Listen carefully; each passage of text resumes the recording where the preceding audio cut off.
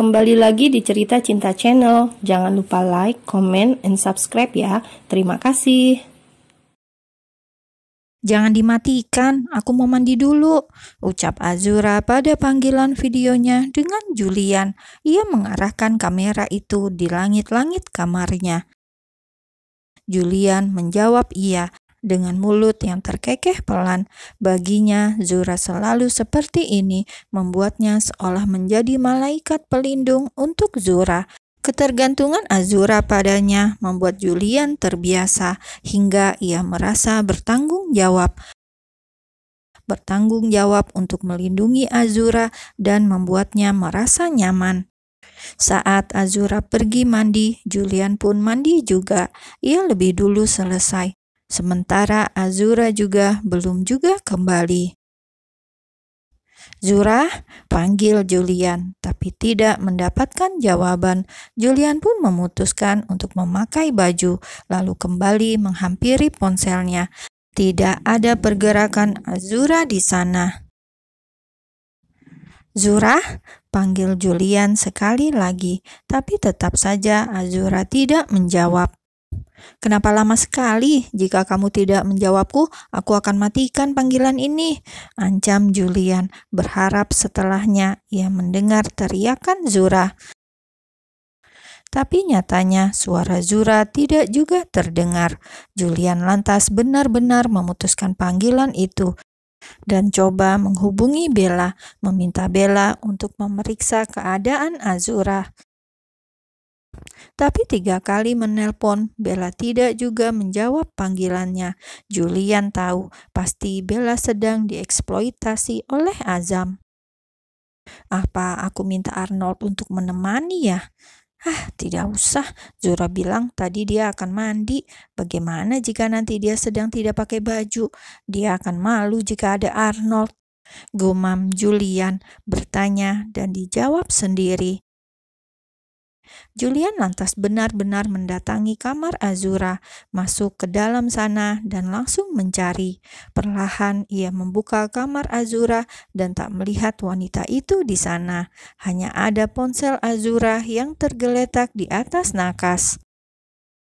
Bahkan dari arah kamar mandi pun tidak ada suara gemericik air. Di mana Zura? Tanya Julian mulai cemas. Ia memutuskan untuk langsung memeriksa kamar mandi itu dan memeriksa isinya. Seketika kedua netra Julian membola saat melihat Azura yang tidak sadarkan diri di dalam batap. Ia segera bergegas menghampiri. Zura, pekiknya cemas. Ia mengambil handuk dan langsung mengangkat tubuh sang gadis. Tapi tiba-tiba mata Azura terbuka dan keduanya langsung berteriak. Ah! Biur, Azura dan Julian tercebur ke dalam batap bersamaan. Julian, pekik Azura dengan kedua tangannya yang menutupi dada. Handuk yang dibawa Julian sudah ikut jatuh dan basah. Aku tidak lihat, maafkan aku, jawab Julian gugup. Ia bahkan langsung memunggungi si wanita, meski tubuh polos itu sudah terekam jelas di otaknya. Sana keluar, rutuk Zura. Iya, lagi pula kenapa tidur di sini? Membuatku cemas, jawab Julian pula. Ia pun mulai bangkit dan keluar.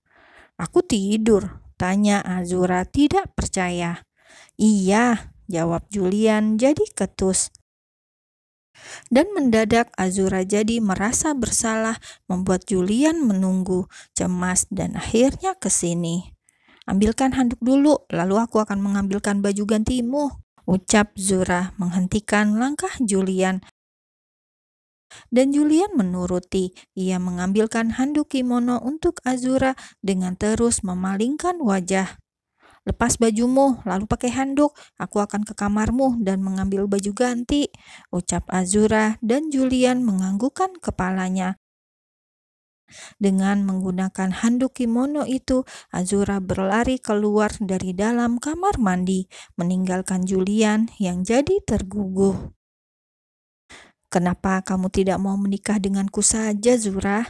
Tanya Julian dan hanya didengar oleh telinganya sendiri.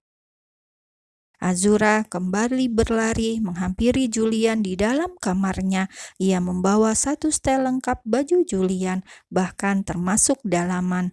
Julian ternyata sudah menunggu di ruang tamu, tidak lagi berada di dalam kamarnya. Duduk dengan menyandarkan tubuhnya di sofa dan mendadak tegap saat melihat Azura sudah kembali dengan nafasnya yang terengah. "Kenapa lari-lari? Aku tidak memintamu untuk buru-buru," ucap Julian. Ia bangkit dan menghampiri Azura hingga berdiri tepat di hadapannya. Julian bahkan sedikit menghapus peluh yang mulai membasahi dahi Azura. "Habis mandi malah jadi gerah kan?" ucap Julian pula penuh perhatian. Sementara Azura hanya diam mengatur nafasnya agar kembali normal. "Ini, pakailah bajumu," ucap Azura dengan nafasnya yang terengah, terdengar menggelikan di telinga Julian seperti mendesah. Dan sialnya lagi, bayangan tubuh polos Azura kembali terbayang jelas di ingatannya. Seketika Julian jadi teringat akan sesuatu, perasaannya. "Zura," panggil Julian, lalu memberi jeda, membuat Azura menatapnya dengan aneh. "Kenapa harus panggil-panggil? Langsung saja bicara," pikirnya. "Apa kamu belum bisa melupakan Abang Labih?" tanya Julian. Ia dan Azura saling pandang dengan tatapan yang sama-sama lekat. "Kenapa tiba-tiba menanyakan itu?" jawab Azura dengan memberi pertanyaan pula. "Karena aku ingin tahu perasaanmu sekarang. Apa benar aku tidak ada di sana?" Hening. Lidah Azura keluh untuk menjawab pertanyaan itu tentang perasaannya pada Julian. Sahabat sedari kecil yang selalu ada untuknya. Azura memang merasa kehilangan jika Julian tidak ada, merasa sedih jika Julian bersedih, dan ikut bahagia ketika Julian bahagia. Tapi Azura yakin itu bukan cinta, hanya perasaan di antara sahabat. "Kenapa diam?"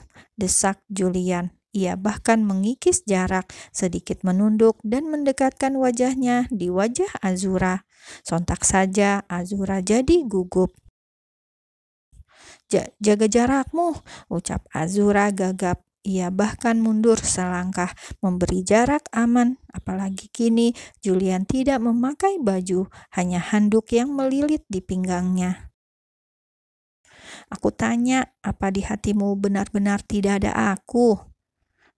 Tentu saja ada. Ada Arnold juga, ada Bella juga, ada Abang juga, ada Ryu, ada Haruka, jawab Zura cepat seraya melihat asal ke sembarang arah.